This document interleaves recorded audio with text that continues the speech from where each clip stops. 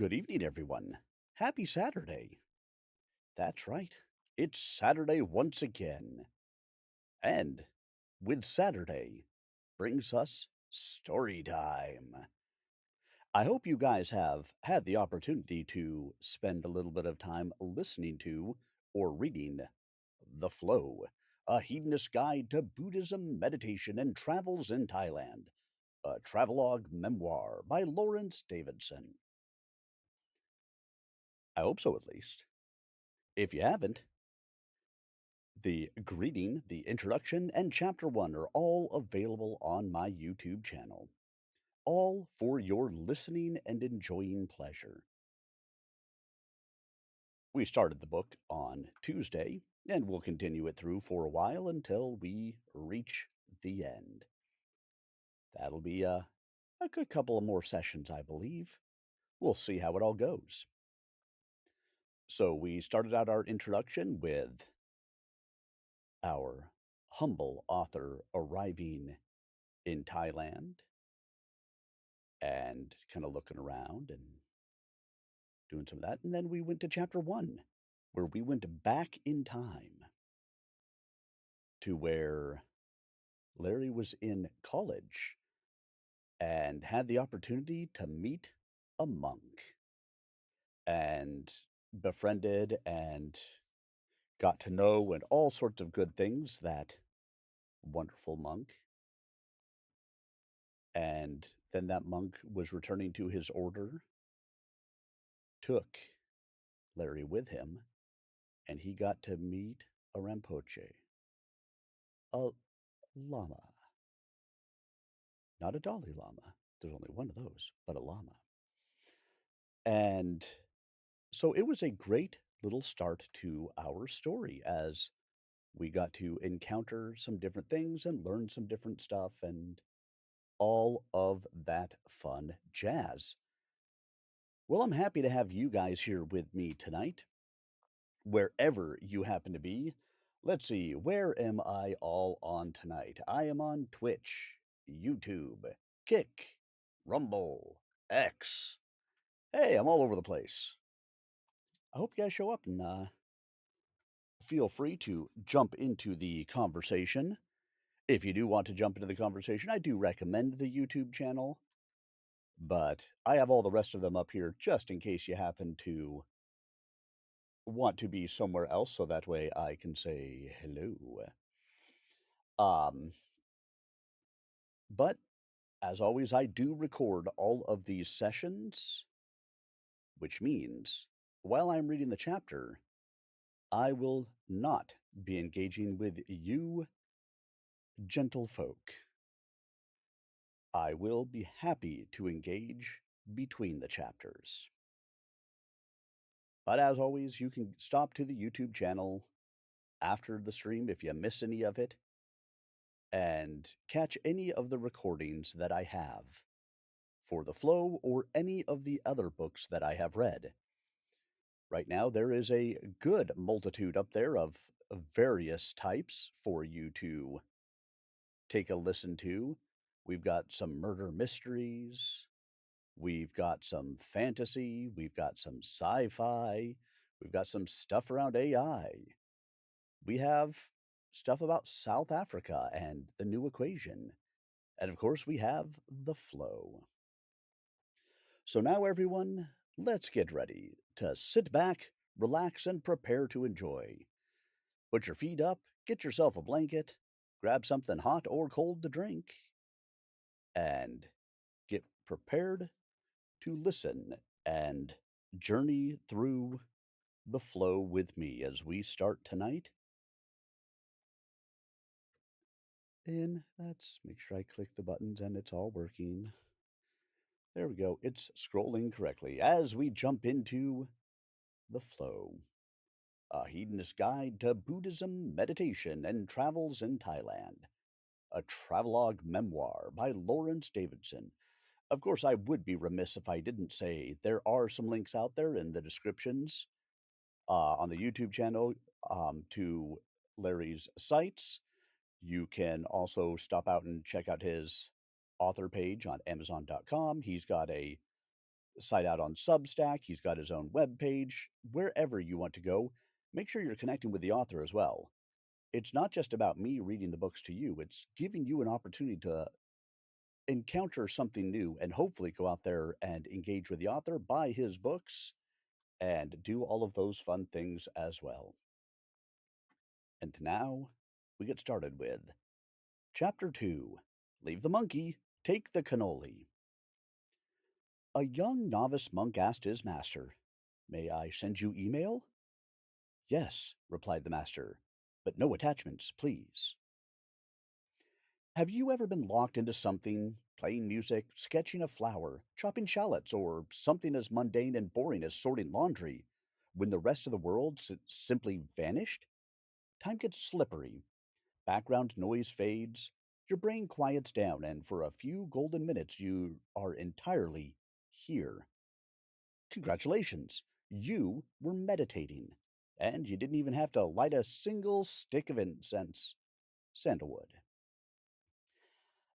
Many people envision that meditation requires sitting cross legged in some softly lit, serene cave, chanting passages difficult to pronounce. But the truth is, meditation shows up in all kinds of disguises: painting a landscape, throwing a baseball, writing code, stirring risotto, or brushing your teeth. If you're completely present, even for a fleeting breath of time, you've entered a meditative state. No robes or mantras required.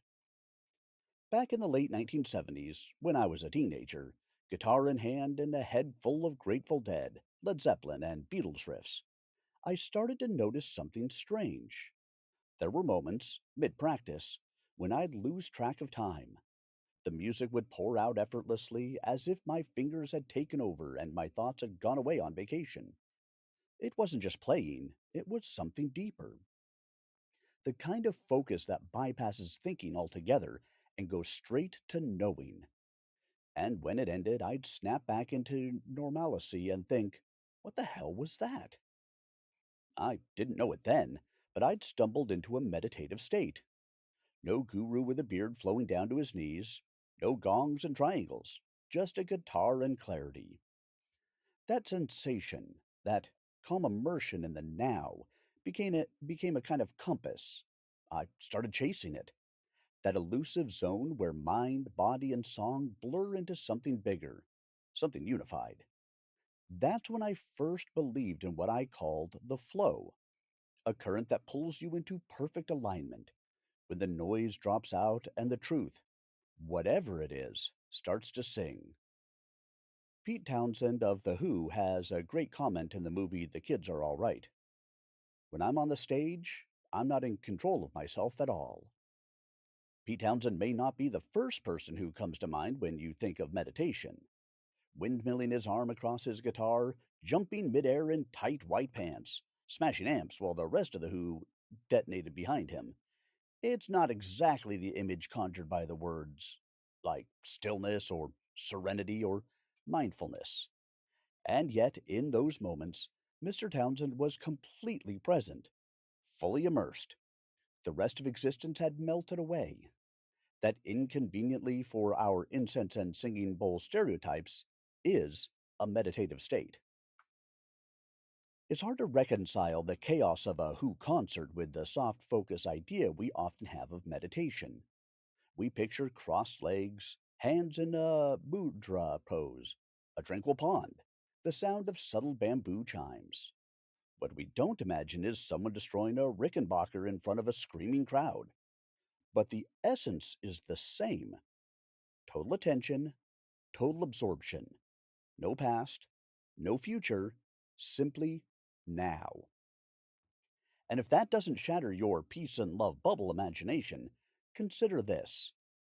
Modern militaries around the world have embraced meditation, not for bliss or chasing enlightenment, but for clarity. For soldiers, the stakes are literal life and death. Mindfulness training is being used to sharpen focus, regulate emotion, and soften the long horrors of PTSD. It's not about being calm, it's about being awake. For me, those rare, shimmering moments of mental and emotional clarity were elusive at best. Most of the time, my flow buddy was a flake, a no show. like a stoned roadie who forgot the gig. But when it did arrive, oh, it was everything. Floating bliss, that high of effortless harmony, where time collapses while awareness sharpens into something weightless. I didn't know how to summon it back then. No rituals, no roadmap, just the blind hope that it might show up if I practiced long enough or tuned just right. It was as if some minor deity who responded only to specific riffs mixed with moonlight would show up when he or she wanted to. The feeling itself? Euphoric. As if the universe had decided to grant you a tiny taste of what it's like to operate at full human potential without sending a bill. It wasn't just technical ease or confidence. It was the sense that, for one miraculous moment, you were exactly where you were supposed to be, in sync, awake, humble, and alive. Honestly, it felt so good I started wondering why I wasn't living in that space all the time. Why couldn't life always be like that? Enlightenment, but with a great backbeat. And when my flow did show up, everything felt so absurdly easy that I couldn't believe I'd ever struggled with the instrument I'd been playing since the first grade. As if all the years of practice were some elaborate setup for a cosmic joke. Oh, you mean it's supposed to feel like this? At that point in my life, I knew exactly two things about meditation. One, it involved sitting very still, and two, it was practiced exclusively by unwashed Eastern mystics with silver beards, draped in bedsheets, perched on craggy Himalayan outcrops, or in an incense choked cave surrounded by golden statues and silence. Maybe at Shangri La, assuming you could find the place without a Sherpa, yak, and a vision quest. Around that same time, my mother had some friends who were straight out of central casting for the 1970s, Patchouli Parade. Their family VW Good Times van looked like something the Partridge family might have rejected for being too psychedelic. School bus yellow, neon orange, and purple cartoon flowers, peace signs, as if they were competing with the merry pranksters for who would get pulled over by the cops first. The mother wore actual flowers in her hair, and not ironically. On occasion, they dropped their son Keith off at our place for a weekend sleepover while they disappeared to a commune retreat, which my mom explained away with a shrug, like it was a totally normal thing that adults did drive deep into the woods to chant and chase wisdom. Keith, for his part, was smug about the whole situation. He'd been given a mantra by his parents' guru, which he told us about in the same tone one might use to announce their acceptance to Oxford. He told me he used it for his meditation practice, then promptly shut himself in my bedroom for half an hour, demanding total silence like a pimply bell bottomed Dalai Lama. I, meanwhile, lurked outside the door, baffled and increasingly annoyed. All I wanted to do was ride bikes or skateboards, surf, or make loud noises with guitars. But no, Keith was meditating. Or so he claimed. For all I knew, he was in there talking to God or doing something unspeakable to my stuffed teddy bear. I didn't know what a mantra was, but I was pretty sure it didn't require that much alone time and a locked door. I had a vivid imagination. My friends and I gossiped and imagined stories about communes. I came to the lurid, though incorrect conclusion that Keith's parents and the meditation they went off to do was all about naked, backlit, sun drenched bodies running freely through dappled glades and glens in slow motion and the wild sex that everyone except me must be having in the meadows, the trees, the creekside tall grass as mayflies danced in the sunbeams. My immature fantasies ran wild in a youthful body full of raging hormones. I didn't consider that there might be more to a spiritual lifestyle that many of these communities were seeking through Buddhist or Hindu inspired exercises, and even back then, meditation. Yes, there were communes where the above happened, just not the one that Keith's parents went to. It was, I found out when I was invited to go, a transcendental meditation, known as TM Center. Talk about a major disappointment and shattered imagination. I was young and dumb, living the California life, chasing that sunshine daydream of sandy beaches with glistening surf and the screech of the gulls. Beautiful girls with their long blonde hair shining in the sun. Cool cars with rock and roll slowly rolling by. All night parties and the magical world of music, music, music. I didn't take much seriously, and to that end, the whole hippie lifestyle meditation thing seemed a little too much like the commune cult in my mind. The Beatles with George Harrison leading the visible charge. Thought it important enough to go to India, spend time with Maharishi Mahesh Yogi, the founder of the TM movement, showcase the power of meditation and that spiritual growth was a healthy and noble pursuit. This was a global, in your face prescription, an open invitation for self love, mental health, and peaceful coexistence. I was too cool for that school, or trying to be, so I scoffed and ignored what was inside me all along, something that I was trying to attain but didn't know it. That was a mistake. The hippies, like my mom's friends, got it right. People from every walk of life, in every nook and cranny upon the world, meditate, some with great intention, others by accident. You might be surprised to learn you've meditated without even realizing it, perhaps while washing dishes or mowing the lawn, which isn't exactly the Himalayan peak most people associate with spiritual breakthrough. That's just a lack of understanding, or, as one of my teachers put it, a knowledge gap you can fill without incense. He explained that with enough mental training, meditation starts to slip quietly into everyday life, not because you were lighting candles or chanting ancient passages, but because your mind has learned, through practice, how to drop into a calm, singular focus. You brush your teeth and bam, you're present. You take a shower and suddenly it's the most grounded you've felt all day. You eat a slice of toast and become one with orange marmalade. And that's not a hard state of awareness to achieve. It turns out this kind of clarity, that pure, undistracted focus, is far more powerful than our culture's beloved multitasking myth. Ever notice your computer slowing down when you have 47 tabs open? Four apps running as Spotify wrestles for bandwidth with a Zoom call? That's your brain on Tuesday. We've all got too many browser tabs open in our heads. And when those tabs start blinking and freezing, the monkey mind kicks in. In Buddhism, monkey mind is what happens when our thoughts swing wildly from one branch of distraction to the next, like a caffeinated chimp at a jungle rave. It's that inner chatterbox tossing banana peels across your mental floor, gleefully wrecking your peace. The result?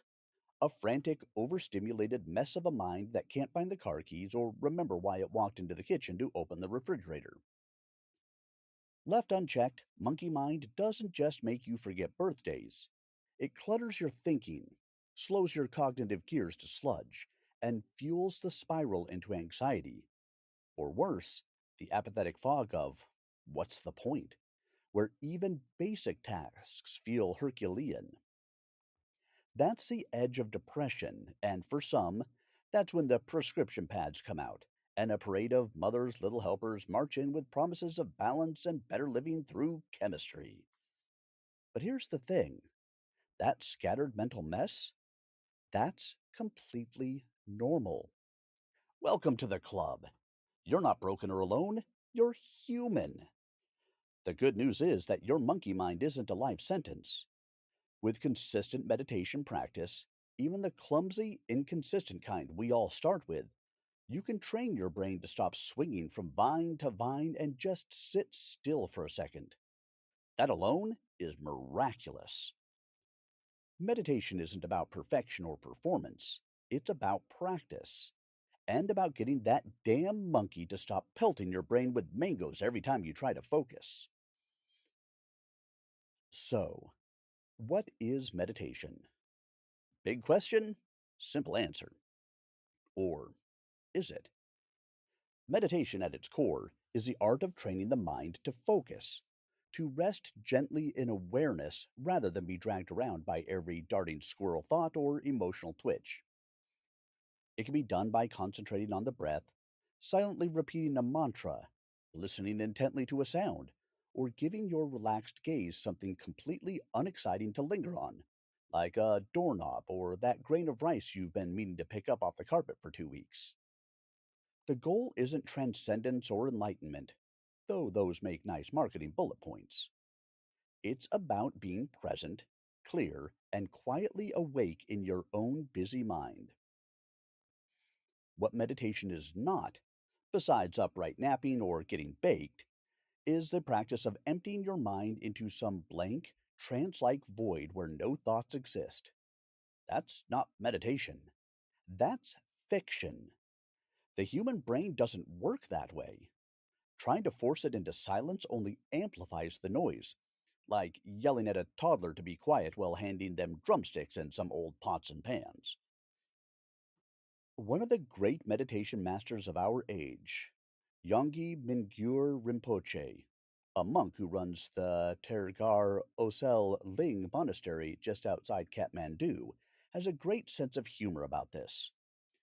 When teaching group meditation, he uses a simple exercise to make that very point. Okay, relax. Take some deep breaths, slowly in, out, and gently close your eyes. We are going to start our meditation by not thinking about pizza. Don't think about pizza. Here we go. A few minutes pass as the hall slips towards silence. Everyone is calm with eyes closed, sitting erect, hands in lap in earnest supplication to the moment. At that point, when everyone is showing off their perfectly poised meditation pose, Mingyur Rinpoche laughs, breaking the spell, and asks the participants, "How many of you thought about pizza? Raise your hand." And of course, every hand goes up. That's what your brain does, and to deny it of its job is impossible.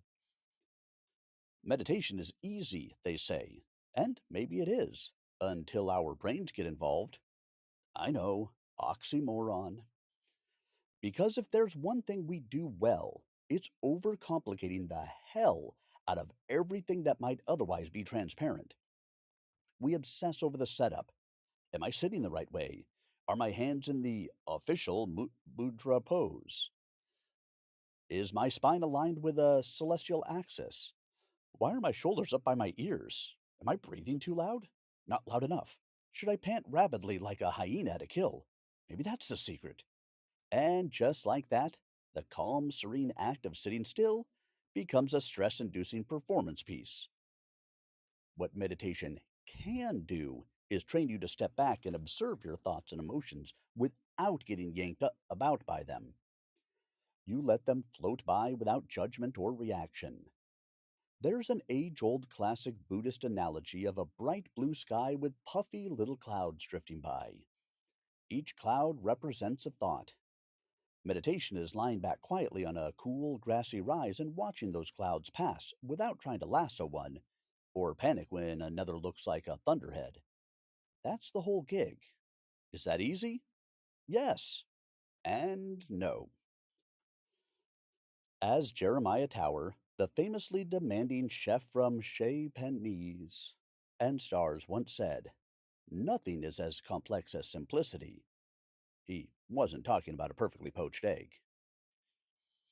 There are countless meditation methods out there, some ancient, some modern, some suspiciously identical except for branding, theme music, and font choice. The important thing isn't the method, it's the mindset.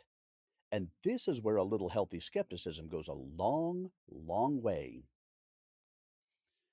Somewhere, always, in the patchouli scented mainstream of feel good spirituality, you'll find that guy, TM. The grinning guru who seems to vibe with your current existential crisis. And wouldn't you know it, he's holding the key to the kingdom of calm. My method, he says with a beatific smile and a man bun tight enough to warp judgment, is the one true way. Spoiler number one, it's not. It's not even close. Anyone who tells you all other paths are wrong is either deeply confused, dangerously arrogant, or selling enlightenment at a discount. but only if you click now. Usually, all three. That isn't a teacher. It's a sales funnel wearing mala beads. He'll sell you an identical string for $49.99. Modern snake oil doesn't come in little brown bottles anymore. It comes in sleek social media videos, reels with acoustic guitar, sitar, and drone footage, and hardcover books with subtitles like Unlock Infinite Calm in 5 minutes a day or Your Ego Back. Sometimes there's even a companion app, or worse, a retreat in Pasadena. And let's not forget those crystal peddling influencers who claim your third eye is blocked because your quartz isn't vibing with Venus. Or the Tony Robbins type alpha shamans shouting you into transcendence as if personal growth were a contact sport. Spoiler number two, you can't scream someone into serenity. The truth? Meditation has as many flavors as Bertie Bott's every flavor beans. Every faith tradition that practices meditation, Buddhists, Hindus, Sufis, Jains, and even a few surprisingly limber atheists, has their own take. So, who's right? That's for you to figure out. And that's where many people get stuck. You try one method, you light a candle while trying not to choke on the fistful of sage you lit afire as you sit cross legged, chanting something sounding vaguely Sanskrit, and instead of inner peace, you get a cramp and a brooding sense of disillusionment. I must be doing it wrong, you think. Maybe you are. Or maybe that method simply isn't right for you. I've been there. I tried a few techniques. I got deeply frustrated. I almost gave up. Then I did something radical. I cheated. I built my own system, borrowing what worked from different traditions and ignoring what didn't. A little Zen, a little Vipassana, a dash of Tibetan focus training, some Dhammakaya, and a whole lot of common sense, all stirred into a personalized soup of sanity. It works. For me, your mileage may vary. Because here's the thing, no one method is perfect for everyone. No teacher has all the answers. And any path that doesn't eventually lead you back to looking in your mirror and doing the actual work is a waste of time. Which brings us, of course, to the unholy trinity dogma, religiosity, and the institutional juggernaut known as the church. Well, in the other corner is the wily, untamed creature called spirituality. Unlike stone tablets and top down mandates of organized religion where rites, rituals, and eternal reward or punishment are doled out by a sole manager in the sky, the world of spirituality and meditation offers no such clean, authoritative blueprint. For many, that's disorienting, even scary. No instruction manual, no guaranteed results, no hotline to divine customer service. Just you, alone, with your mind. Good luck! In cultural traditions where meditation is baked into daily life, yes, you'll often see colorful ceremonies with robes, chanting, incense, and enough gongs to start a prog rock band. But when it comes to the actual practice of working with your own mind, the fluff falls away. There are no universal 12-step plans to inner peace. And that's the rub. Meditation requires you to do something far scarier than obeying. It requires you to look inward, honestly, without flinching. That's why so many people bounce off of it. That hard work demands personal responsibility, the kind that can't be outsourced to a higher power or filed away after Sunday service. And that's where religion sometimes wins. With its structured routines and divine delegation, it's easier to say a few prescribed words, ask forgiveness for flattening a neighbor's constantly yapping puppy, and trust that someone upstairs is keeping score. But meditation isn't about scorekeeping. It's about letting go of the idea that anyone else is holding the clipboard in the first place. It's said that we all carry Buddha nature within us. Some just have to dig through more emotional drywall to get there. With meditation, the innate well of compassion toward others and ourselves slowly becomes accessible. It's not flashy, it's not easy, but it's real. And best of all, it doesn't require tithing or a confessional booth. Just you, your breath, and the uncomfortable, liberating truth that looking inward might be the most rebellious healing thing you'll ever do. That doesn't mean meditation is some glittering cure all, a spiritual band aid that never stings when ripped off. For some, especially those grappling with mental health challenges, it can actually be destabilizing, even dangerous. This isn't some recent concern cooked up by skeptics either. In India, over 1500 years ago, Buddhist monks compiled the Dhammatra meditation scripture, documenting not only the benefits of meditation, but also some of its psychological side effects. They described experiences we now associate with depression, anxiety, disassociation, even psychotic breaks, the mind folding in on itself instead of opening up. These days, meditation is fully mainstream, no longer the domain of saffron robes and incense scented rooms with guys named Garrett leading chanting and getting it wrong. It's a certified wellness buzzword, a mental health darling, and the golden child of the self improvement culture.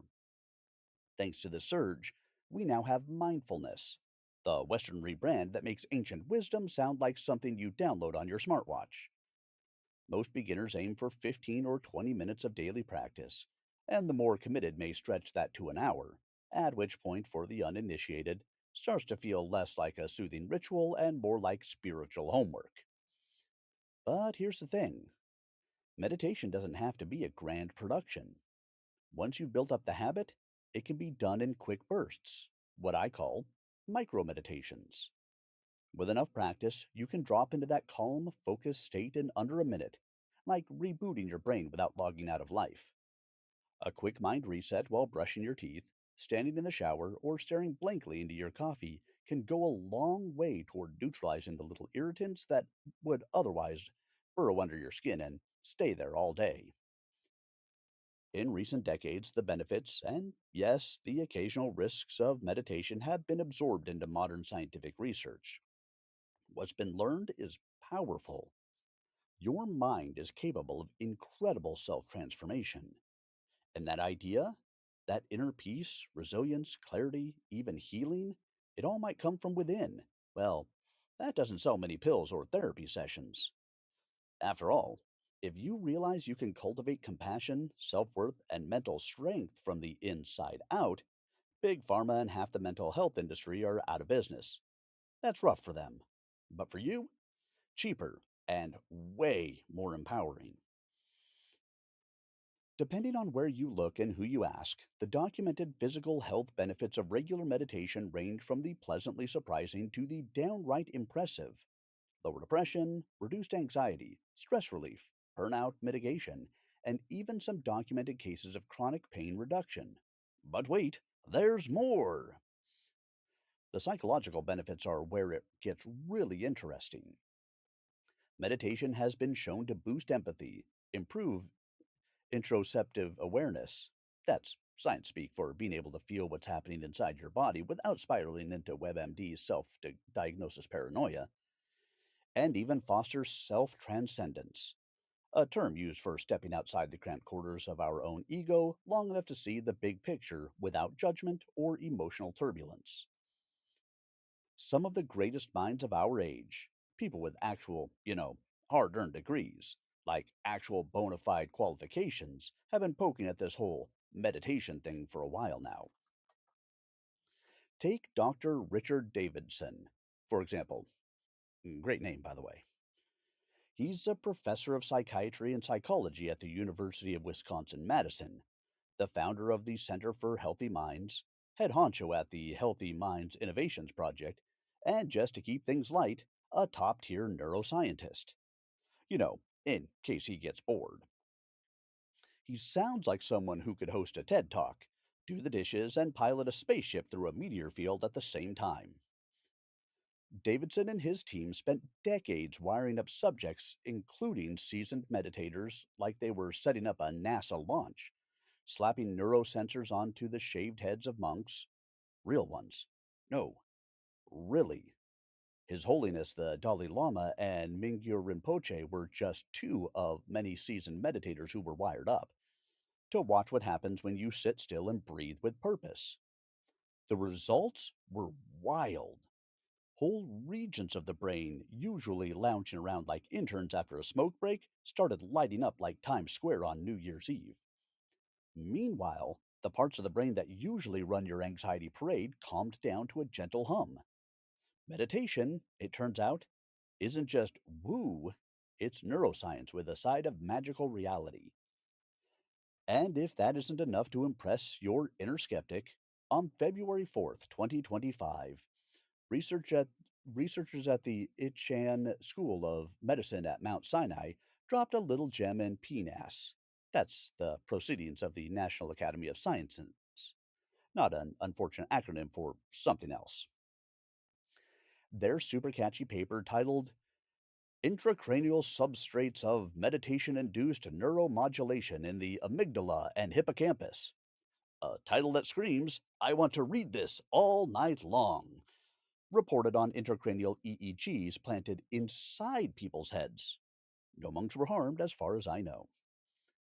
They found easily measurable changes in the brain's emotional and memory centers when people meditated. Not imagined changes, real, electrical, measurable changes. Think about that for a moment. And those are just two examples from thousands of published, peer reviewed, scientifically scrutinized papers. Papers that identified, tested, and documented people who didn't just feel calmer after downloading the meditation app. They showed remarkable brain activity in regions normally reserved for other things. And that was witnessed by folks who know their amygdala from their abdomen, and they're proving that meditation isn't just legitimate, it's transformative. But there is a dark side to all of this feel good new age wisdom too. In 2021, a study published in Psychotherapy Research blew a hole through the glossy aura of the modern meditation movement. In a nationally representative sample, more than 10% of people reported what researchers diplomatically called meditation related adverse effects. Translation: anxiety, traumatic flashbacks, and emotional overwhelm. Some symptoms lasting for weeks. So much for inner peace. Then came March of 2024, when investigative journalist Madison Marriage dropped a podcast series like a depth charge into the waters of the mindfulness world. Her expose on Goenka style Vipassana retreats, 10 days of total silence coupled to 10 hours of seated meditation each day, detailed real mental breakdowns, psychological trauma, and even suicides experienced by some attendees. While countless practitioners have emerged from these retreats radiant and deeply transformed, others have spiraled into serious distress.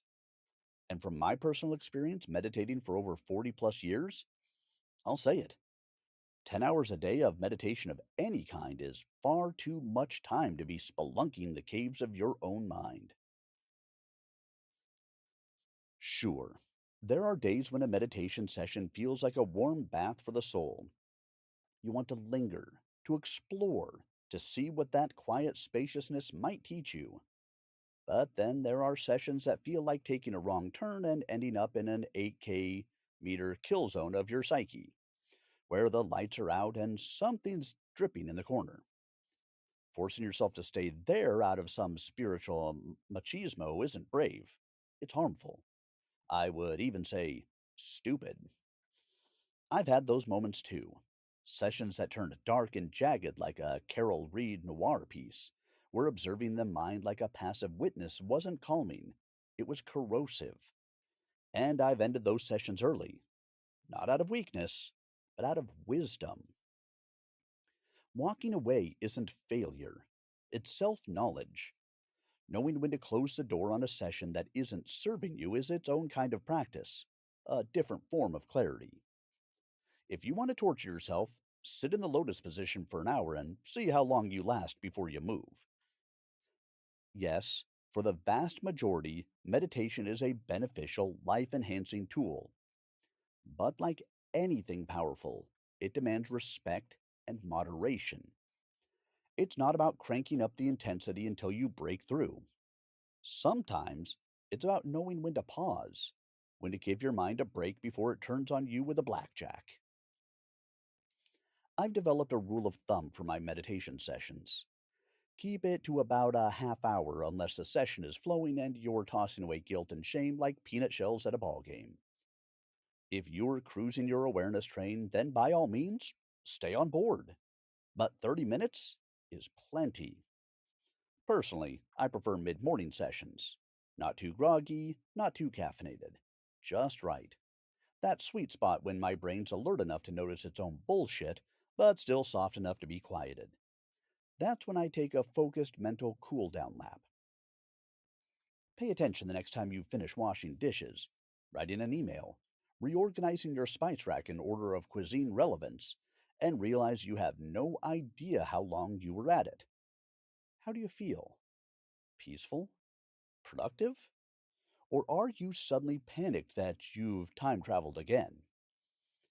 That moment when you shift from full immersion back into regular programming, that's gold. That's the point where you get to decide, do I hold on to this calm clarity for a moment longer? Or do I slam headfirst into my to do list like a coked up male howler monkey let loose in a filling cabinet permeated with female howler estrogen? Make no mistake, your monkey's always ready. He's hanging out just off stage, fingers twitching, eyes darting for an opportunity, and ready to yank on your mental strangler vines the second you lose focus. But if you catch that transition, if you actually see it happen, you've already got a leg up. You can either take a breath and return to calm, or go joyriding through your cortex with your hyperactive inner primate. It's your call, but I recommend the former. I'll never forget the first time I hit what I can only describe as meditative gold. I was sitting on the bank of a lazy river, one of my favorite places to simply be. The air was warm, sweet, and clean. Bees and bugs were busy making their rounds, and everything was just alive in that soft, summertime is easy way. As I settled into meditation, something shifted. Suddenly, I had control, a gentle steering of thought. My mind responded to the lightest touch, like a Formula One car going balls out with Lewis Hamilton at the wheel. I could focus, I could release, I could parry and thrust. Thoughts floated by, and I could identify and observe, then swipe them into the mental recycle bin, one by one, without a second thought. And then I laughed. I really laughed. A genuine from my core laugh, because it felt so good, and because I was fully aware I had done it. It was that mythical state of flow and clarity everyone talks about. I was in it, living it in real time. And with that laugh, the whole thing scattered like dandelion seeds to the wind. The moment broke. The birds kept singing, the bees kept buzzing, the river kept flowing, and I was left blinking at the sunlight, feeling euphoric, yet a little sad that I couldn't slip right back in. I was high on presents for the rest of the day. Of course, I thought, I got this. I didn't got this at all. So that's the deal. Meditation isn't about candles or caves or impressing your TikTok followers with your serene cushion pose. It's about paying attention to your breath, a sound, a mantra, your unhinged mental zoo. Some days you get a moment of peace, a glimpse of that elusive flow. Other days it's just you and your monkey, chucking feces and old wooden blocks at your concentration. Either way, it's progress. It's you trying. That's why it's called practice. Oh, yeah. Chapter 2 in the books. What did you guys think?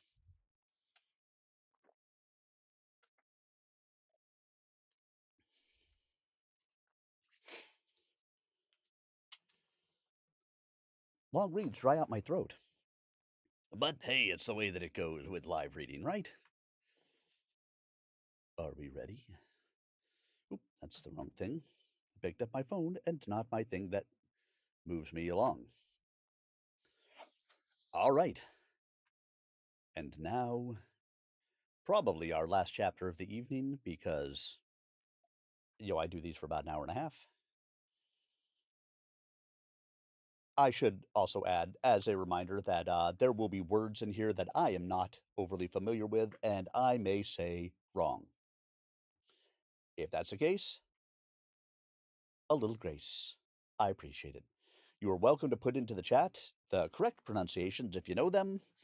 If not, know that I do it with love and an acceptance that I am not always perfect at what I do in here.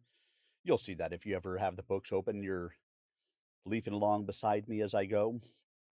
Sometimes it ain't quite right, but it'll be close.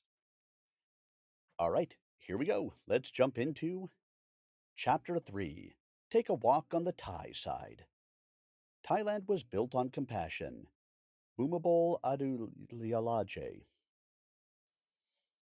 What can I possibly say about the place known as the Land of Smiles that hasn't already been wrapped in a travel guide paperback, filtered through some influencer's smoothie fueled blog, or declared life changing by a backpacker who rode an elephant and now sells himself as spiritually evolved?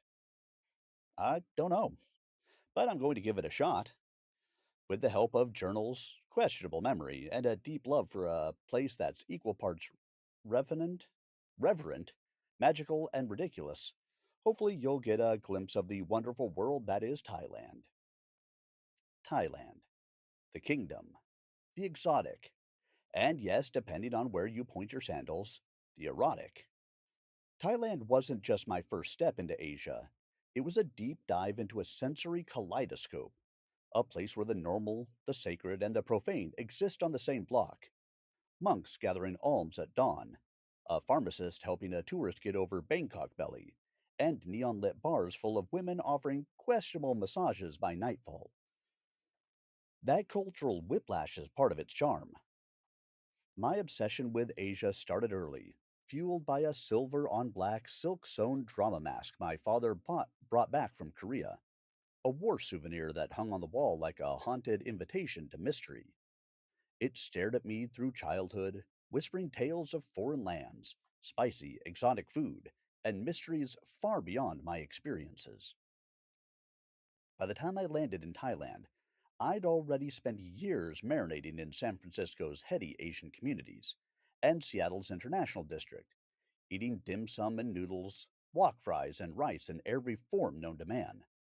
I wasn't just chasing exoticism, I was chasing something honest, something real, and maybe a little unhinged. I wanted to eat the food, meet the people, and not be that tourist complaining that the Wi Fi in paradise was too slow. And thanks to my stubborn streak, I was determined to stay off the well trod tourist conveyor belt. So why Thailand? Part research, part instinct, but primarily because I found a Theravada Buddhist monastery that didn't look like a cult or a resort. I wanted the real deal. I wanted to live within the culture, not float above it with selfie stick in hand. What I've learned from earlier travels to places around the world can easily be summed up. If you treat people with dignity, honor, respect, and genuine curiosity, they'll meet you halfway with a smile and sometimes a steaming bowl of something that might change your life or kill you. Either way, it is memorable. But where to start? At the beginning, I suppose.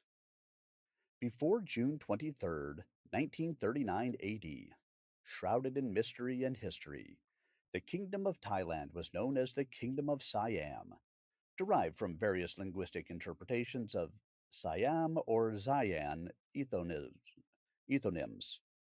The region has been continuously inhabited for over 20,000 years, give or take a few sacked kingdoms. The place is old, with a capital O. Archaeological evidence, granaries, drop pits, home remains, ritual ceramics, and fire pits shows waves of civilizations: the Mon, the Khmer, the Lao, the Chinese, of whom the Thai are thought to be part of through linguistic roots, the Burmese, all leaving their fingerprints on the land, art, architecture, food, the peoples who integrated with one another, and language. It has been recognized under a variety of names since it was the kingdom of Sukhothia, founded in 1238 AD, when the political structure shifted from a wealthy city servicing the rice and spice traders and Silk Route travelers into a political entity under the rule of Si Intharathiat. Before that, and stretching way back in time, the region, well, with shifting borders and allegiances depending on who sacked who that month, was known as the Kingdom of Funan, which was the first mighty and omni-powerful Southeastern Asia kingdom dating back into the 2nd century BCE. You feel it, not just in the stones or statues or endless watts with names that sound like arcane magic spells, but in the eyes of the people. And yes, Thailand is the land of smiles. That's not just tourism board fluff. But those smiles, they're not all the same.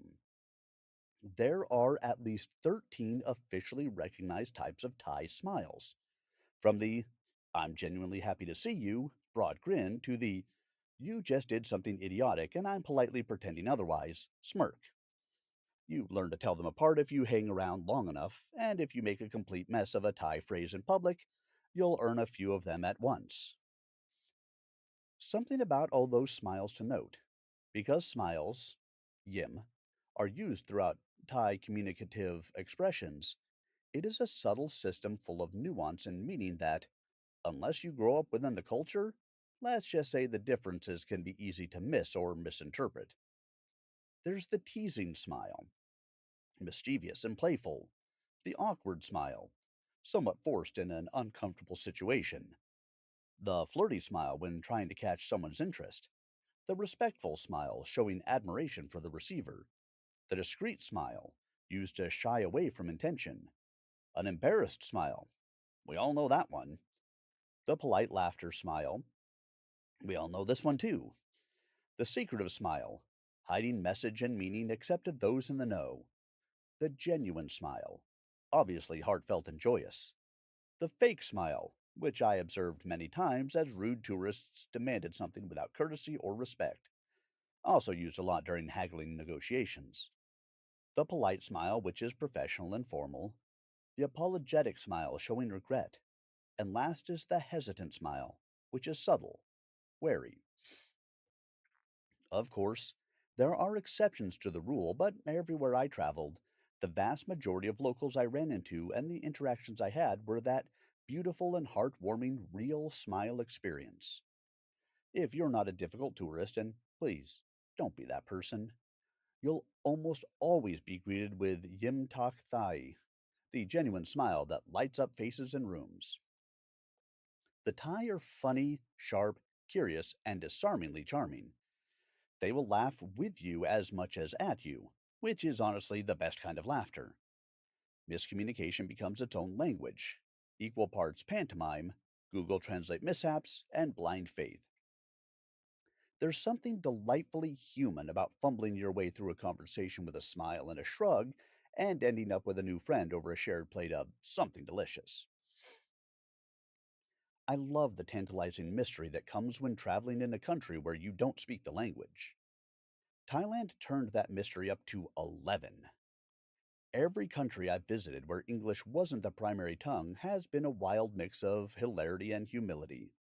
But Thai took the cake, ate it, and then politely handed me back the plate. The oral language is nuanced, tonal, sometimes brash, sometimes elegant. But to my untrained ear, it might as well have been Romulan spinning riddles. With 5 tones that can change the meaning of a word entirely, one wrong pitch, and instead of saying hello, you just proposed marriage or asked if you could have sex with a lawnmower. Plus, there are 12 recognized regional dialects, mostly branching from Isan and Lana cultures, So even if I did manage to say something correctly, odds were decent the listener would just smile politely and walk away very confused. And the written script? It's mesmerizing. Swirls, dots, loops, and curls that look like they were hand drawn by a calligraphic octopus with a flair for the dramatic. Take the Thai word for seafood restaurant. It's beautiful, right? It looks like a title or a stanza in a poem or get off my lawn.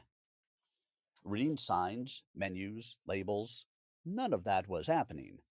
Thai doesn't use Latin characters, and the structure is wildly different from English. There are also high, middle, and low script characters, which adds a bonus round to the confusion.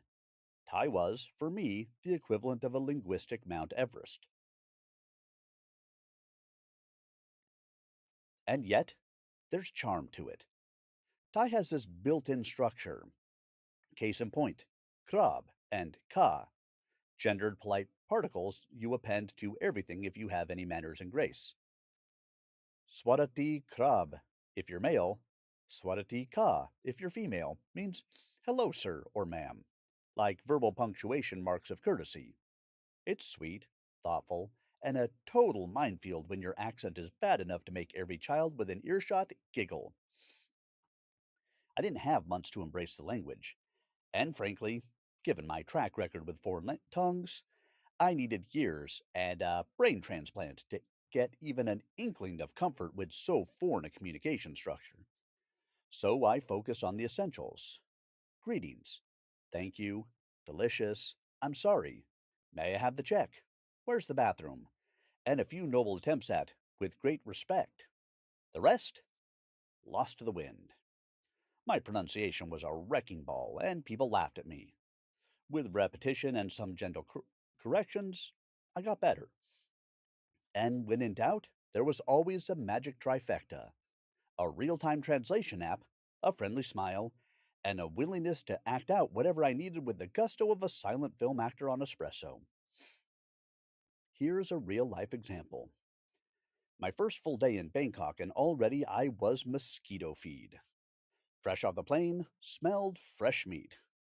I earned a few bites while lounging by the hotel pool and immediately activated my pre departure plan.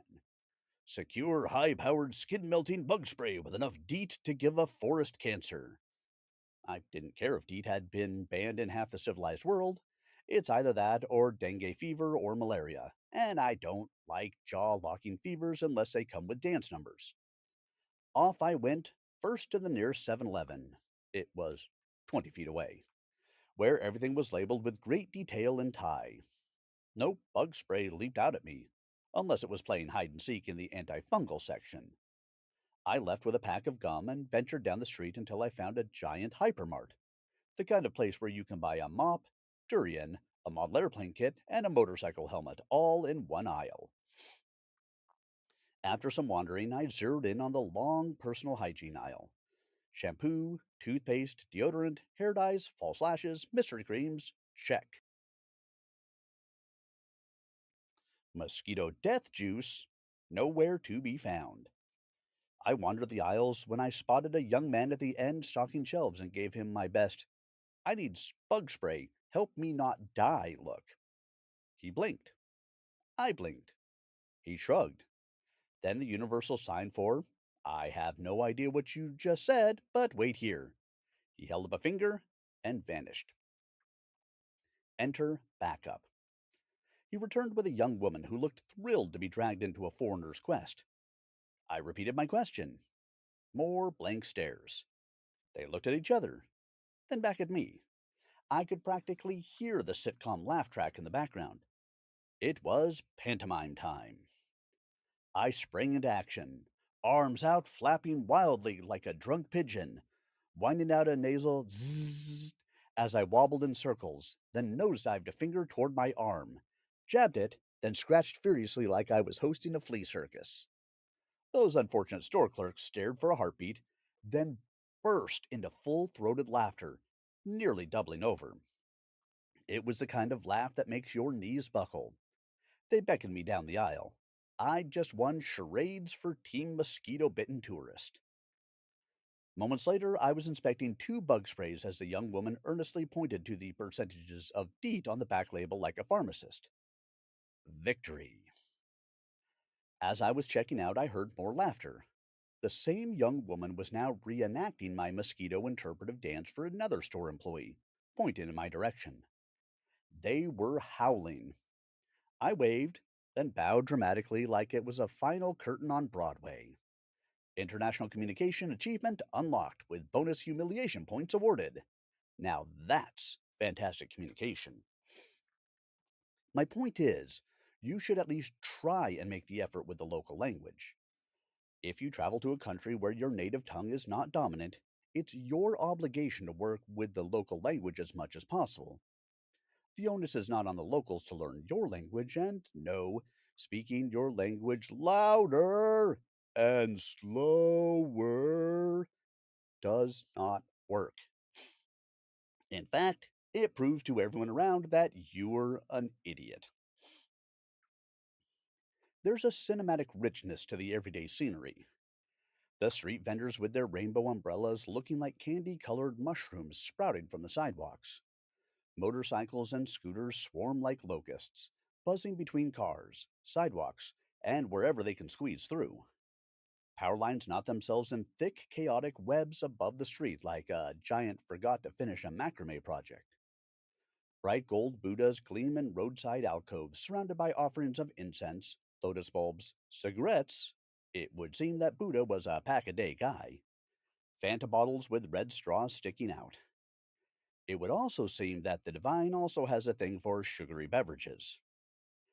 Even the signage is loud and proud. Shop names curling in looping Thai script, flashing lights that blink with urgency, welcome or mystical foretelling. I couldn't always tell which. And then there's the constant background hum of life, sizzling oil, hawkers calling out, a radio playing Thai pop, a rooster crowing at a whiny dog, and the ever present whir of ceiling fans trying their best not to give up in the heat. It's overwhelming in the best possible way, like walking through someone else's dream while mildly dehydrated. The architecture in Thailand is a full contact visual sport. It sprints from the ancient to the aggressively modern, from transcendent beauty to who greenlit this crime against eyes, often on the same block. Your optic nerves need a seatbelt and a welder's helmet at times. And if you're a minimalist, brace yourself. The Thai aesthetic does not shy away from color. In fact, it sprints toward it with open arms and a glitter cannon. Take Bangkok's new obsession with building cladding. This fever dream trend involves wrapping perfectly innocent, though plain Jane boring concrete buildings in jagged or flowing metallic exoskeletons anodized in acid trip hues as a public service to those who felt their day wasn't visceral enough. These futuristic facades often look like a transformer had a midlife crisis and crashed into a Home Depot. Not one of them was what you'd call elegant, but sure, the concept had vibes. I hope the trend doesn't spread. Then there's the traffic. Oh, yes, the lunatic fueled, unhinged traffic. Traffic, as a concept, is universal. It can be light, heavy, snarled, fast, slow, passable, or the kind of soul sucking crawl that tests your patience. Everywhere in the world has traffic issues, except Antarctica, although I suspect the penguins have their own waddling gridlock come mating season. But Thailand? Thailand doesn't have traffic. Urban Thailand is traffic. For the uninitiated, Thai drivers operate on the left side of the road like the Brits, Aussies, Kiwis, and the rest of the Commonwealth holdouts. But that's where the similarities end. Because in Thailand, driving on the left doesn't mean you stay on the left, or in a lane, or in any particular state of linear time. Thai traffic is a living, breathing organism governed less by rules and more by instincts, mood, cosmic forces, and a shared telepathic agreement that today's journey will defy Euclidean geometry. It is, at any given moment, an interactive high stakes ballet of cars, motorcycles, tuk-tuks, thong-thos, trucks hauling everything and anything, buses that somehow weave effortlessly in and out of the flow, and the occasional rogue dog. The experience is like riding inside a 5,000 piece kaleidoscope operated by a rabid squid with a fondness for pachinko. And yet, miraculously, it works. Mostly. Thai drivers seem to operate on some hive mind logic, where split second decisions are executed with such synchronized perfection that it's akin to performance art. No one uses their horns with anything approaching the relentless fury of, say, Mumbai, where honking is communication and punctuation. In Bangkok, it's all visual cues and peripheral awareness. So, what is it that keeps traffic in every town and city all around the world flowing in an orderly manner? Laws. Those rules of the road that we all learn when we get our licenses, no matter where we live. And then there's Thailand. Where I live, as I am assuming where you live, there are rules of the road that we willingly follow, not wanting to either die or cause death to someone else. Seems fair, right? Laws that were enacted to facilitate order and flow for the movement of vehicles, people, and goods, no matter what those vehicles may be, are a good thing. Cars, big and small, trucks enormous to tiny, adorable tuk-tuks done up in garish regalia, scooters, mopeds, and motorcycles, bicycles, tricycles, food and hand-drawn carts of infinite variety, all vying for space and progress.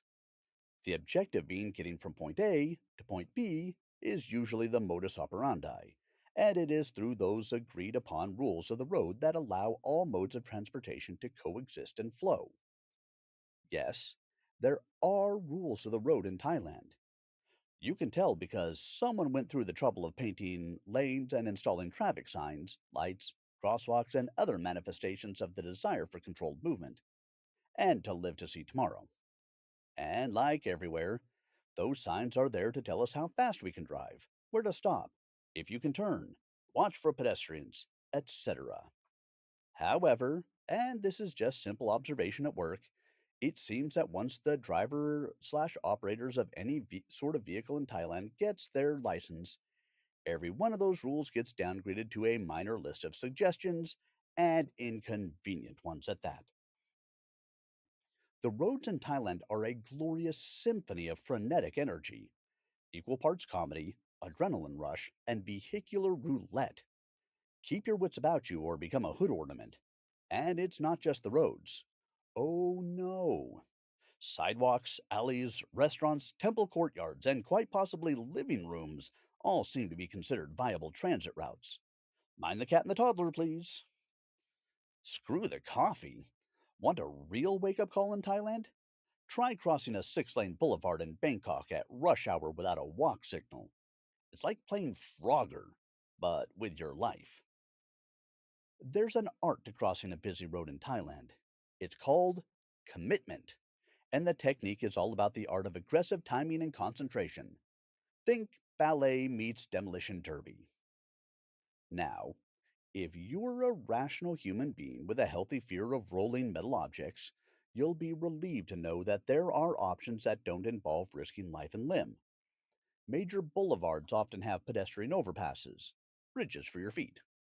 Or if you're lucky enough to be near a BTS SkyTrain or MRT subway station, you can use those as glorified over and underpasses, complete with the added benefit of snack bars and sometimes aircon.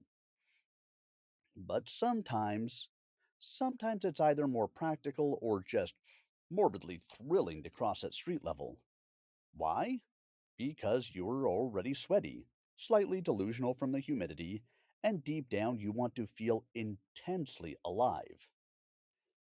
Thai drivers of cars and scooters are quite used to playing slalom games with pedestrians. Nobody blinks when a random human darts into traffic like a panicked squirrel. It's part of the ecosystem. That said, crossing a Thai road is not for the faint of heart. You will engage every neuron in your brain. Your fight or flight response will tap dance on your frontal lobe. If you are not laser focused, you'll end up part of the pavement, and not in a poetic travel blog kind of way. However, There's a method to your commitment. You observe the flow. Study it like a lioness eyeing a herd of springbok for the slow and injured. Scooters and motorcycles are your primary threat. Quick, agile, and slightly suicidal. Cars are next. Buses? They're too slow to kill you unless you really screw up. Then comes the big moment, the gap, the holy grail of urban pedestrian warfare. Once you see it, you must commit. No hesitation, no second guessing. If you bail halfway through, you're toast.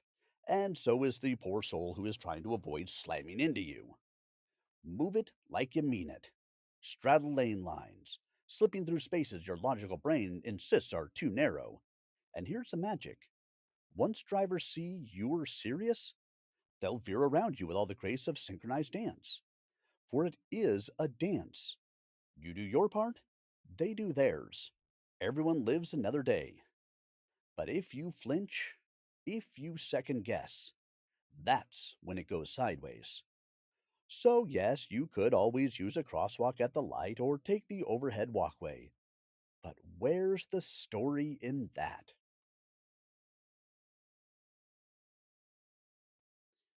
Then there are the markets. Not the sad, half hearted kind we have in the US. A parking lot with a couple of dozen stalls, some kale selling for $18 a bunch, a perfectly enormous leek that'll set you back $20, a woman named Melinda the Magnificent selling lavender sachets and pseudo wisdom, and that guy aggressively hawking raw honey out of a cooler. No, Thailand doesn't do markets like we do. Thailand lives markets, breathes markets, dreams in markets, then wakes up and opens another market. There's no way to measure the worth of Thailand's street markets in GDP points or sterile economic reports from my desk, but you feel it in the smoke, the shouting, the rhythm. But if you had to put a number on it, the country's informal markets, hawkers, night bazaars, roadside grills, quietly generate somewhere between 2 to 5 billion US dollars a year by estimate. That's not chump change. That's the lifeblood of neighborhoods, entire communities, the pulse of cities, the reason a kid in Chiang Rai gets dinner tonight. It's messy, it's vital, and flows directly into the pockets of people. It's also more honest than the malls where the retail revenue drops first into the corporate coffers. Day or night, the famed Thai street markets are an unrelenting assault of color, smell, sound, and capitalism. They are wild, glorious, and packed to the clouds with everything you could need, want, or never imagined existed. And for the most part, it's quality merchandise. Handcrafted leather goods and delicate jewelry, vibrant handmade umbrellas, sacred amulets, hand painted postcards, potted plants the size of young adults, hand sewn clothes you'll never wear again, and food. So much food, sizzling and steaming from every corner like a street fair collided with a cooking show. And yes, nestled between the artisanal and the edible lies the shady end of the souvenir spectrum, the rayon elephant pants. You know the ones. Soft, billowy, loud, worn exclusively by tourists who left their shame back at the hostel. They're the unofficial uniform of, I went to Thailand and bought these ridiculous pants. But my personal favorite? Black velvet paintings. Yes, that medium is still going strong there. Right there in the middle of the market, beneath a canopy of string lights as smoke from the neighboring grilled squid stand floats through the crowd, a man is airbrushing a tangerine orange Buddha onto crushed black velvet like it's 1969. Elvis, Jesus, clowns, tigers, ballerinas, temples. It's a full velvet revival and garish. I love it. And then there's music. Every 100 feet or so, there's another band or solo act belting out tunes. Some traditional Thai, some 90s Europop, all slightly off key, but delivered with unshakable confidence and sincerity. The whole thing feels less like a shopping trip and more like a neighborhood block party designed by someone with synesthesia and an energy drink problem. The market prices? Ridiculously reasonable. So reasonable, in fact, that it blows my mind each and every time when tourists haggle like they're closing a multi-million-dollar real estate deal. Do you really need to knock 20 baht off that handmade bracelet, Karen? That's 59 cents. Less than a pack of gum. Sure, you may get your petty thrill of winning the deal, but that 20 baht actually means something to the vendor. It might pay for laundry soap or the tuk tuk ride home. You, meanwhile, will spend more on your next iced latte. Think about that the next time you try to lowball the vendor. Okay, yes, there is a different price for tourists. Of course there is. That is part of the dance. Locals get the secret handshake rate. You, the sunburned gringo in a tank top that says pad thai is my spirit animal, get the premium. And you know what? That's fair.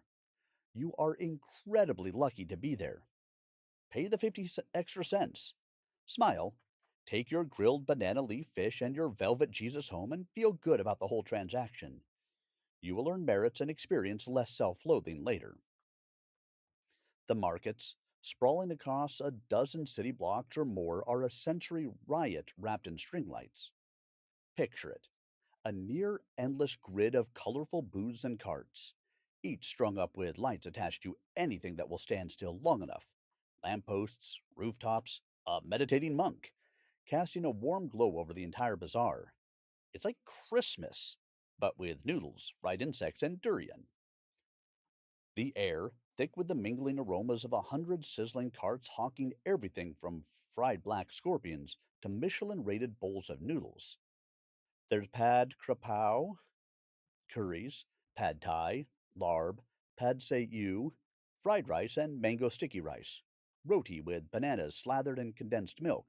Fresh pressed fruit juices that punch you in the vitamin C receptors. And enough coffee and tea to caffeinate a military division. The brilliance, though, of Thai market foods lays in portion size. Small, smart, and engineered for grazing. No one is dishing out troughs of pad thai to share with your extended family. You can order that way, but no one does. This is snack and stride territory. You eat sitting down if you can find a seat at the ever crowded courtyard tables, but more likely standing up, leaning against whatever is nearby railing, tree, possibly a surprise stranger, and then dive back in for round two, three, four, and more, with no regrets. At the Chiang Mai Saturday night market in the walled old city, I succumbed to peer pressure and ate a large, glossy, black fried scorpion on a stick. Scorpios Chiang Mai, if you're Googling for nightmares. A fellow traveler saw me taking photos of the skewered beasts and asked if I'd tried one. I had not. He hadn't either. We dared each other. Since I am not one to back down from a dare that involved eating what could pass for a Sith Lord's house pet, he ate his like it was popcorn. I, however, gag crunched my way through the thing. Was it delicious? No. But it was crunchy in a disturbing yet satisfying kettle chip meets spider leg way. I do not recommend it for the flavor. Scorpion is like spicy cardboard with a touch of past due date crab and spam with an exoskeleton. But for the bragging rights, priceless. I rewarded my bravery with a bowl of Tom Yum Kung, a sweet sour prawn soup steeped with lemongrass, galangal, and kaffir lime leaf. 3 huge prawns, 8 ecstatic spoons of yummy, barely over $1. Then came 4 bite-sized Szechuan pork chops, bone-in, dipped in chili oil and a spicy sweet peanut sauce that should be declared a controlled substance. I wanted to get that sauce to go and put it on everything. The chopped crusts were shatteringly crispy, the meat inside juicy, and the Szechuan peppers hit with their trademark floral zap that makes your mouth feel like it is simultaneously freezing and being electrocuted. Bliss. I wept a little. For dessert, I had the single greatest mango I've ever eaten. An angel's cheek masquerading as fruit. Thai mangoes do not mess around. They are all sugar and perfume, and somehow always perfectly ripe, as if the mangoes themselves are in on the tourist seduction plot. Then a solo cup of fresh pressed high mountain orange juice, so tart sweet and aggressively orangey, it felt like being mouth mugged by a citrus grove. The weirdest thing I tried, hands down, was chicken and tamarind cotton candy floss. I still don't know whether I was eating food or applying for a dare based reality show. The flavor hovered somewhere between maybe I like this and nope, that's poultry flavored sticky air. Final verdict, hard leaning toward never again, but I sort of respect its creativity. All told, the total food expense on that first experience of the Chiang Mai Saturday night market, under $10. Walking is hands down my favorite way to explore. Slow, curious, and inefficient enough to feel virtuous. In Thailand, I averaged 15 kilometers a day. Some days I would stroll an easy 5. Other days I walked 25K, then hobble into a massage parlor begging for mercy and 2 hours of mint oil hand crush not needing foot rubbing bliss. Thankfully, foot massages are as common in Thailand as Starbucks are, well, everywhere, and far more affordable. Locals in the neighborhoods where I stayed thought I was friendly and always game for a chat, but a bit off. They'd ask where I was going, as they eyed a tuk tuk or scooter cab to save me from myself. When I politely declined and patted my stomach, explaining I was trying to burn the flab because I hate crunches, they would nod and smile, but I could hear the thought behind the smile. Ah, yes, crazy American. These observations are based on the cities, because once you're out in the hinterlands, you get to where you want to go by whatever means you conjure up. I tried to use the Force, but alas, I discovered I am not a Jedi. Sometimes you just gotta hop on a bus or summon a grab. But it is only when walking deliberately yet aimlessly that you find the magic. Not the bougie city boulevards lined with global chains and knockoff luxury boutiques clawing at your wallet with special tourist prices. No, the real Thailand lives in the alleys, clean, narrow, and humming with local life. They're the backstage pass to the city's personality. One minute you were squeezing past a noodle cart, the next you were browsing hand stitched silk shirts in a shop the size of a walk in closet, next to a weed shop with a name like Thai High or Buddha Blazed. Coffee and tea joints tucked into what looks like someone's former living room, each one serving better drinks than any coffee chain on the planet. The alleys don't sell you the Thailand experience, TM. They are the experience. One narrow alley I ducked into turned was downright lovely. Yes, lovely. Lined on both sides by tall, weather worn 4-story apartment buildings, their ornate wrought iron balconies proudly displaying a colorful cast of laundry. It felt lived in the best way. Overhead, Bangkok's signature power line lunacy crisscrossed like a Pollock painting in wire, an unintentional art installation depicting modern life. At street level, it was all action: tiny shops, hole in the wall eateries, and locals doing what locals do. I had wandered down Sukhumvit 21 because one of the front desk guys at the place I was staying gave an impassioned, borderline romance recommendation, an Indian joint he swore was the best in Bangkok. But what I found directly across the alley from it, even better. High Tea by Pickaboo was a lurid dreamscape of whimsy and storybook delirium. Adorable, creative, and piratically perfect in every way. The facade was a riot of flowing vines, hanging plants, and 4 giant upright book spines that formed the doorframe, each painted to look like something looted from a dusty British manor library. The actual door? Agatha Christie's Murder on the Orient Express and other Hercule Poirot mysteries.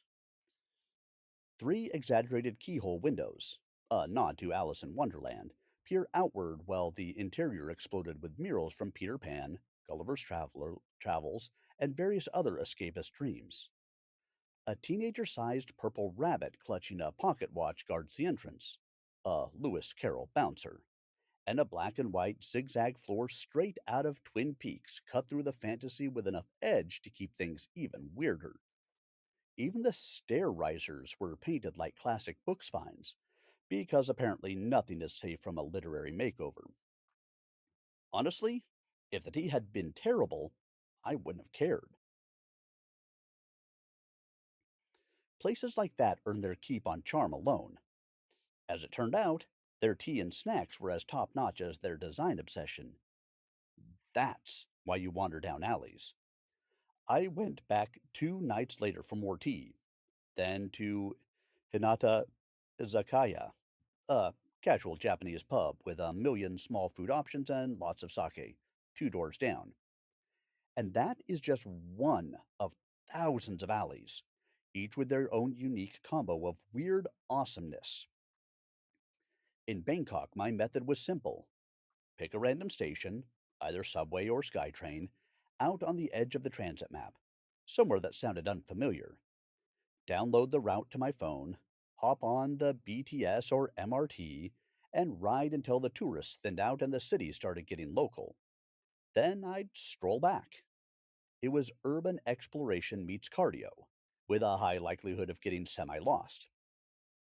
More than once I turned in slow, confused circles like a dog trying to lie down in a too small bed, hoping as a last resort that my phone would magically orient me. That strategy required an early start, which meant joining the Bangkok commuter rush, shoulder to shoulder, packed tight as could be. Back in my San Francisco days, we commuters read the San Francisco Chronicle, a fine newspaper if ever there was one. The tall 4 panel fold mastered so perfectly it looked choreographed. We would read headlines and columns, hold a coffee, our briefcases safely stashed between our feet, and swing around turns without stabbing anyone in the face. These days, glowing rectangles dominate. Phones, tablets, e readers all cast blue light on expressionless faces. The historic smell of ink and newsprint has vanished, replaced with battery heat and the quiet anxiety of doom scrolling and Candy Crush losses. Comfortable, sturdy, well made flip flops are all you really need to conquer the cities, towns, and even countryside of Thailand. I swear by the high end leather ones. I am partial to Oluke.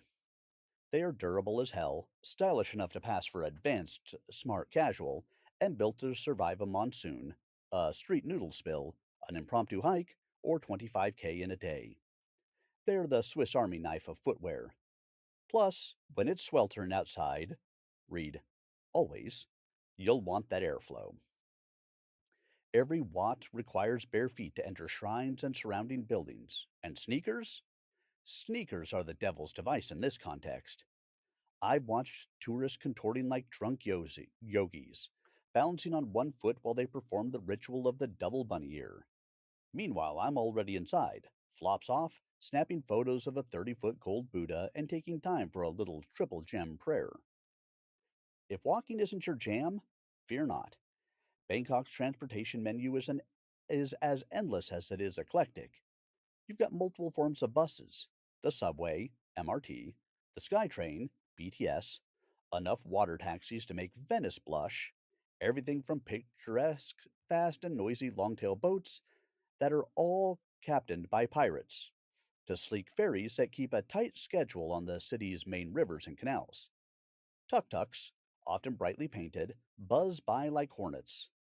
Songtheos, utilitarian red trucks with benches in the back, shuttle locals and the brave-hearted alike. You can hail a cab, grab a grab, Thailand's Uber, but cheaper and friendlier, or hop on the back of a scooter taxi and let someone else risk your life for you. Bicycles? Sure, if you're feeling bold and invincible. You can also hire a private driver through a half dozen apps, and if you hit it off, they'll drop their number into WhatsApp like a Tinder match with a Toyota. They will take you anywhere you want for a fair price and a good laugh. But if you stick to transport alone, you're just getting from A to B. And in between is where the weird, wonderful stuff is hiding. It's always halfway down that alley you didn't take. One genuinely useful tip, yes, this one is actually useful and not just drink bottled water, is about electricity. Thailand has figured out the universal wall socket. Their outlets are the ultimate in power delivery. They'll accept any plug configuration you throw at them: US, UK, EU, OZ, and you name it. As long as your device's power brick says something like 110 volt to 230 volt, it's the fine print you ignore until your phone catches fire, you're good to go. No adapter necessary. Hair dryers and electric razors remain the divas of the electronics world. Those tend to fry faster than a spring roll in boiling oil, so proceed with caution or just use the hotels. Still, it is not a bad idea to carry an adapter for peace of mind. But in practice, I didn't need one in Bangkok, Chiang Mai, Chiang Rai, or even on the far flung island of Ko Chang. Even my monastery deep in the Thai backwoods where geckos ran the place had sockets to juice up my laptop.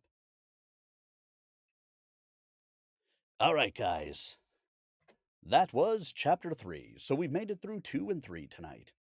2 chapters a night. That seems doable. I mean, there's only what, 19 chapters and some addendums. I hope you guys enjoyed the reading this evening. Of course, as always, they'll be up on YouTube a little bit later this evening if you missed any of it. And make sure you stop out there and check out the author, Lawrence Davidson, at his various sites. I hope you guys enjoyed this evening.